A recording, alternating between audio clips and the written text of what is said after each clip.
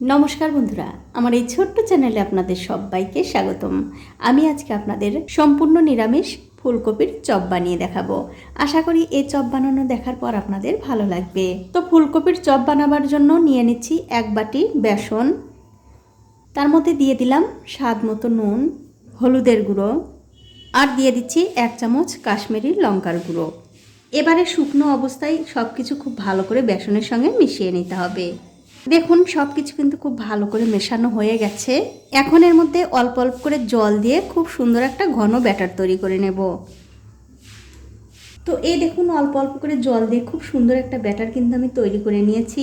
আর ব্যাটারটা কিন্তু বন্ধুরা আমি খুব একটা পাতলা করে নিই, একটু ঘনর দিকেই রেখেছি। এখন আমি এই ব্যাটারের মধ্যে দিয়ে দেব 2 চামচ সাদা তেল। এবারে এই তেলের সঙ্গে এই ব্যাটারটা আবারও খুব ভালো করে ফেটিয়ে নিতে হবে। তো এই দেখুন তেল দিয়ে 3-4 মিনিট সময় ধরে এই ব্যাটারটা কিন্তু আমি খুব ভালো করে ফেটিয়ে নিয়েছি। এটা কিন্তু হয়ে গেছে। এখন আমি এক পাশে রেখে দিচ্ছি। এখন একটা কড়াইতে দিয়ে দিচ্ছি একটুখানি সর্ষের তেল। এবারে তেলটাকে খুব ভালো করে গরম করে নিতে হবে। কিছুক্ষণ পর যখন তেলটা খুব ভালো করে গরম হয়ে যাবে তখন এর মধ্যে দিয়ে দিচ্ছি একটু গোটা দারচিনি আর 2টো সাদা এলাচ। এবারে তেলের সঙ্গে এই দারচিনি আর এলাচটা একটু ভালো করে ভেজে নেব। দেখুন দারচিনি এলাচ কিন্তু ভালো করে ভাজা হয়ে গেছে। এখন এর মধ্যে দিয়ে দিচ্ছি 1 চামচ গ্রেট করে নেওয়া আদা আর দিয়ে দেবো একটু কাঁচা লঙ্কা। এবারে আদা আর কাঁচা লঙ্কা তেলের সঙ্গে একটু ভালো করে ভেজে নেব। দেখুন আদা আর কাঁচা লঙ্কা কিন্তু ভালো করে ভেজে নিয়েছি। এখন আমি এর মধ্যে দিয়ে দিচ্ছি ফুলকপি। ফুলকপিগুলো আমি এরকম একটু ছোট ছোট করে কেটে ধুয়ে পরিষ্কার করে নিয়েছি। সেই ফুলকপি দিয়ে দিলাম আর তার সাথে দিয়ে দেবো স্বাদ মতো নুন। এবারে সব কিছু দিয়ে এই ফুলকপি একটু ভালো করে ভেজে নিতে হবে। তো এই দেখুন ফুলকপি কিন্তু খুব ভালো করে ভাজা হয়ে গেছে।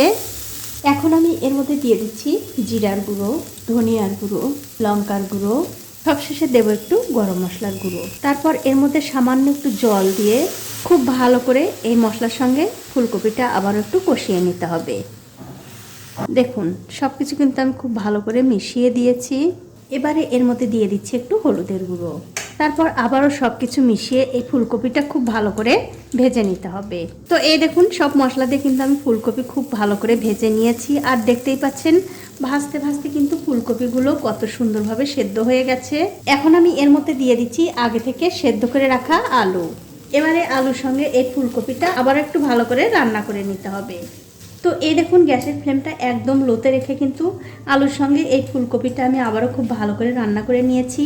দেখতেই পাচ্ছেন পুরটা কিন্তু একদম রেডি হয়ে গেছে। এবারে গ্যাসের ফ্লেমটা বন্ধ করে দিয়ে এই পুরটা আমি একটু ভালো করে ঠান্ডা করে নেব। তো এই দেখুন ফুলকপির পুরটা কিন্তু আমি ভালো করে ঠান্ডা করে নিয়েছি। এবারে 2 হাতে একটুখানি বেসন লাগিয়ে এখান থেকে অল্প অল্প করে পুর নিয়ে খুব সুন্দর করে আমি একটু গোল করে নেব। দেখুন ঠিক এরকম করে গোল করে 2 হাতের তালু দিয়ে এরকম করে একটু চ্যাপটা করে নিতে হবে, মানে চপের শেপটা দিয়ে নিতে হবে। দেখুন ঠিক এরকম করে। এটা কিন্তু হয়ে গেছে, এটা আমি রেখে দিচ্ছি। আর এই একই রকম করে কিন্তু সবগুলোই বানিয়ে নিতে হবে।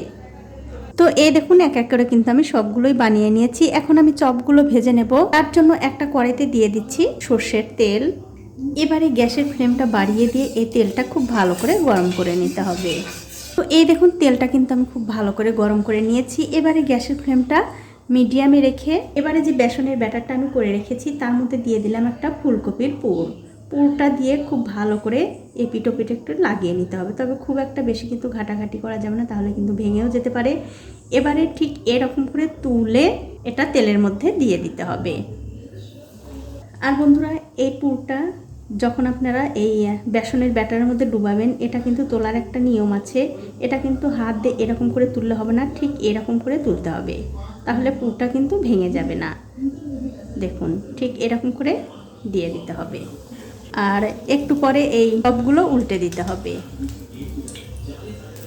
আর যদি দেখেন তেলটা খুব বেশি গরম হয়ে গেছে তখন কিন্তু গ্যাসের ফ্লেমটা লোতে রেখে এই চপগুলো দিয়ে দিতে হবে, ঠিক এরকম করে। এবারে আমি উল্টে পাল্টে এই চপগুলো খুব ভালো করে ভেজে নেব। তো এই দেখুন চপগুলো কিন্তু আমি উল্টে পাল্টে খুব ভালো করে লাল লাল করে ভেজে নিয়েছি। চপগুলো কিন্তু ভাজা হয়ে গেছে। এখন আমি এগুলো তেল থেকে খুব ভালো করে তেল ঝরিয়ে তুলে নেব।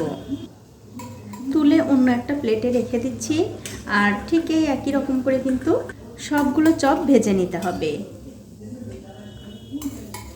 তো এই দেখুন বন্ধুরা, এক এক করে কিন্তু আমি সবগুলো চপ ভেজে নিয়েছি। এখন আমি আপনাদের একটা চপ ভেঙেও দেখাচ্ছি কতটা সুন্দর হয়েছে দেখুন। খেতে কিন্তু দুর্দান্ত হয়। তো বন্ধুরা, আমার আজকের এই চপের রেসিপিটা আপনাদের কেমন লেগেছে? যদি ভালো লেগেই থাকে অবশ্যই একটা লাইক, কমেন্ট আর শেয়ার করতে ভুলবেন না।